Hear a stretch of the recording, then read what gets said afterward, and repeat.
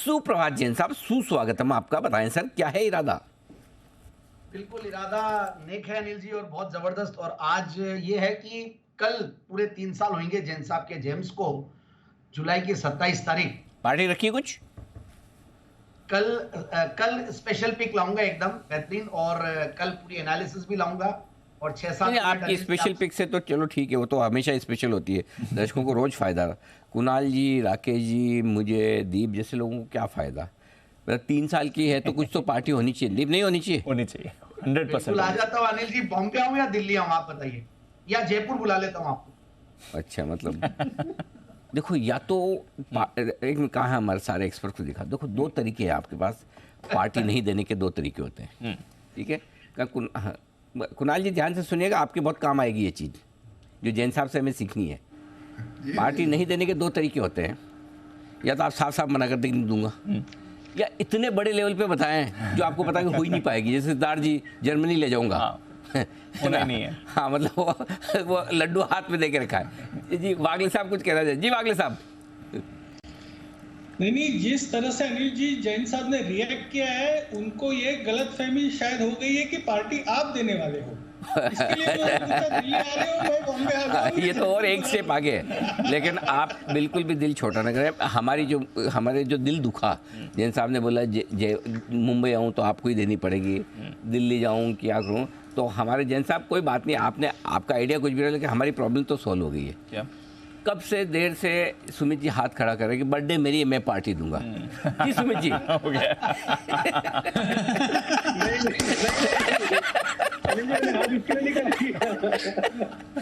अनिल जी, मैंने जैन साहब की दुविधा सॉल्व करने के लिए हाथ खड़ा किया है। Oh my birthday. जी जैन साहब बताएं सर, अपने जैन स्टॉक आप। अनिल जी, मेरा पूरा इंटेंट है, मुझे तो पार्टी देने के और लेने के बहाने चाहिए होते हैं अनिल जी, मेरा पूरा इंटेंट है। मैं तो एक मिनट, सुमित जी कुछ कह रहा है। आज सुमित जी की बर्थडे, तो आज उनको पूरी छूट है, जितना बोलना है। जी सुमित जी बोलिए। अनिल जी, मैं ये बोलना चाह रहा था कि ऑनलाइन का जमाना है, दिल्ली बॉम्बे चारों तरफ बारिश हो रही है, जैन साहब को तकलीफ पाने की जरूरत नहीं है, घर बैठे बैठे ऑनलाइन सबके घर पे पार्टी के लिए जो भी उनको भेजना है वो पहुंच सकता है, तो इसको तकलीफ लेने का जरूरत नहीं है जैन साहब को। व्हाट एन आइडिया सर जी, बहुत बढ़िया। जैन साहब के लिए आइडियाज ही आइडियाज है। अब जैन साहब आपका आइडिया बताइए। बिल्कुल, तो बात यह है अनिल जी कि कल मैं इस पे पूरी एनालिसिस लेके आऊंगा, जैसे पिछले साल भी लाया था, और कैसे इसमें रिटर्न्स बने हैं और क्या कैगर बने हैं, कितने सक्सेस स्टोरीज रही हैं, कितना सब कुछ, उसकी पूरी एक एनालिसिस बन रही है। सो पूरी तैयार होगी, आज शाम को और कल लाएंगे, तो मुझे 5-6 मिनट आपके एक्स्ट्रा चाहिएंगे। पिछली बार भी आपने दी थी, लास्ट ईयर भी दी थी, तो उम्मीद है कि इस बार भी टाइम निकलेगा हमारा। तो अब अनिल जी, मैं जो स्टॉक लाया वो है फ्रेदुन फार्मा। देखिए, नाम एकदम पहली बार ये स्टॉक लाया, और जब से आपने अनिल जी बोला, तो मेरे वो जो अंदर का वो है, पूरी कोशिश रहती है कि मैं नए नए स्टॉक्स लाऊं, और इस बार वापस से कुछ स्टॉक आइडियाज मिल भी रहे हैं। और फ्रेदुन फार्मा, देखिए फार्मा स्टॉक्स चूंकि बहुत ज्यादा परफॉर्म नहीं किए थे, और ये भी एक अंडर परफॉर्मर था। जैन साहब एक बार वो स्टॉक का नाम और स्पेलिंग बोलो ना सर, अंग्रेजी में बताना है spelling. Yes sir, FREDUN। SIE नहीं, FREDUN। देखिए सर, हमारे चैनल प्रोडक्शन वालों का बहुत जबरदस्त स्पीड है, बहुत समझते हैं। तो फ्रेदुन फार्मा। नहीं, वही मुझे पूछ रहे हैं। आप गलत फहमी मत रहो कि मैं नहीं समझा। टारगेट क्लियर कर देता हूं।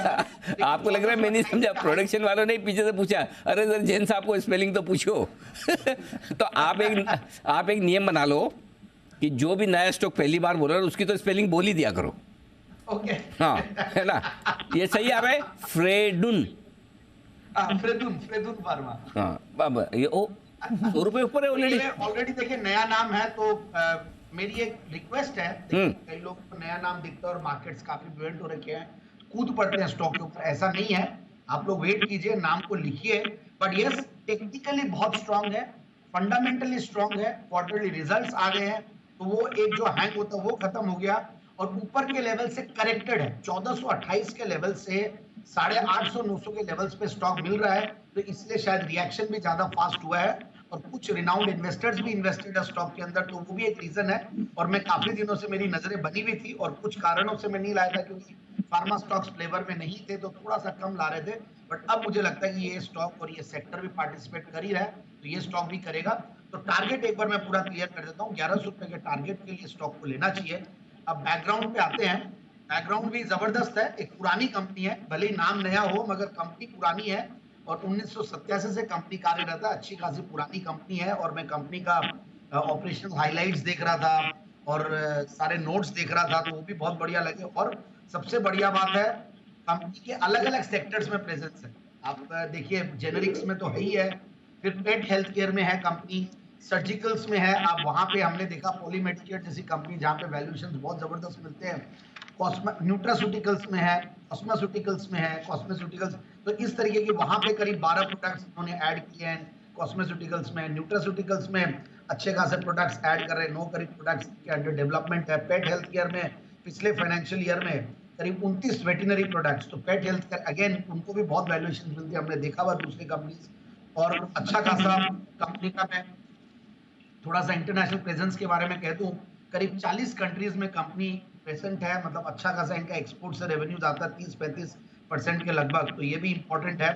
और कंपनी का मैं फंडामेंटल्स पे आता हूँ क्योंकि बैकग्राउंड बहुत सारा है बोलने को, but overall herbal supplement, nutraceuticals, ये सारे सेगमेंट बहुत हॉट हो रखे हैं और सर्जिकल प्रोडक्ट्स में भी है।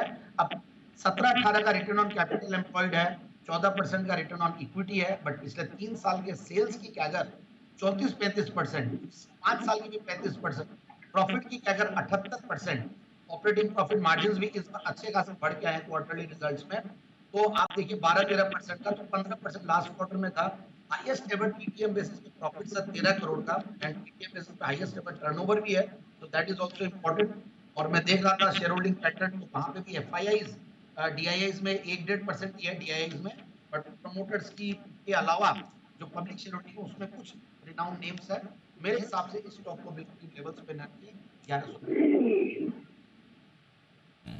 ओके, तो ये है फ्रेडून 1100 रुपये के टारगेट के लिए खरीदारी करने की राय जैन साहब की तरफ से आती हुई।